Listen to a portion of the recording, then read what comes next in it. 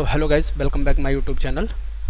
और आज हम सावधान सावधान मैंने इसलिए लिखा है दोस्तों कि आज जो ऑनलाइन टेक्नोलॉजी के समय के अनुसार जो साइबर क्राइम हो रहे हैं उनसे आपको बचने का कुछ तरीका दिया जाएगा।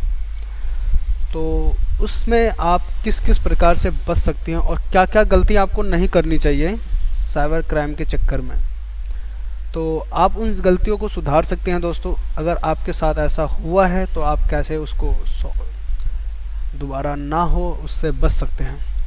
दोस्तों, पहला तो होता है कि आप अपने फ़ोन की सिक्योरिटी सबसे बेस्ट रखें।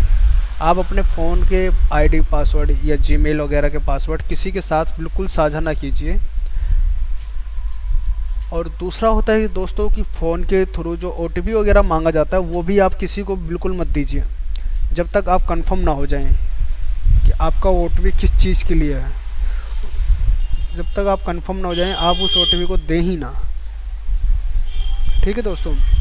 और दूसरा होता है आप अपने एटीएम का पिन नंबर और सीसीवी नंबर किसी को भी मत बताएं, ऑनलाइन हो या कैसे भी हो दोस्तों।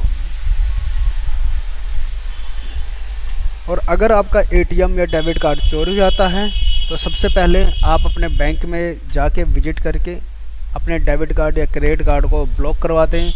नहीं तो ऑनलाइन नंबर अवेलेबल हैं, बट दोस्तों ऑनलाइन नंबर भी आप गूगल पर सर्च करके बिल्कुल मत निकालिए। आपके बैंक की पासबुक या किसी बैंक के ब्रांच में जाके ले लीजिए वहाँ पे अपने क्रेडिट कार्ड के कस्टमर नंबर।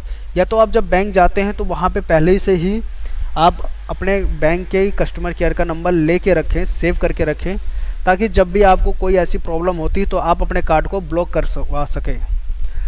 और दोस्तों ऑनलाइन से मोबाइल नंबर कभी मत निकालें, क्योंकि ऑनलाइन मोबाइल नंबर भी आधे से ज़्यादा फर्जी होते हैं दोस्तों, जो साइबर क्राइम के अंदर में ही आते हैं वो भी, क्योंकि 99% नंबर कभी सही निकलता ही नहीं, आधे तो फर्जी हैं। तो आप कोई भी नंबर हो वो आप ऑनलाइन निकालने से बेस्ट है कि आप अपने ब्रांच में जाके कस्टमर केयर नंबर नोट कर लीजिए या अपने फ़ोन में सेव कर लीजिए, ताकि कभी भी ऐसी कोई प्रॉब्लम होती है तो आप उसका समाधान अपने फ़ोन से जल्दी से कर सकें, ताकि आपका पैसा सुरक्षित रहे। और दोस्तों तीसरी टॉपिक हमने बात कर लिया कि ओटीपी तो आपको बिल्कुल नहीं देना किसी को भी, जब तक ओटीपी लेने वाला बंदा आपके सामने नहीं है या आप किसको ओटीपी दे रहे हो वो आपको पता नहीं है। आप कंफर्म कर लीजिए किस चीज़ का ओटीपी है, उसके बाद ही देना है। उससे पहले आपको ओटीपी नहीं देना कि किसी ने भी फ़ोन कर दिया आपको कि सर आपके फ़ोन पे ओटीपी आया होगा और हम आपके केवाईसी कर रहे हैं और उस केवाईसी को अप्रूव करने के लिए आपसे ओटीपी लेना पड़ेगा सर, तभी केवाईसी अप्रूव हुआ है। तो दोस्तों ऐसा कुछ नहीं होता, बैंक आपको कभी फ़ोन पे ही ओटीपी नहीं मांगता। बैंक की अगर कोई पॉलिसी होती है तो वो अगर फॉर्म या कुछ भी तो वो आपको फ़ोन भी करता है इन केस, तो आपको ब्रांच बुलाएगा, उसके बाद ही आपसे जो भी काम होता है वहाँ पे होता है।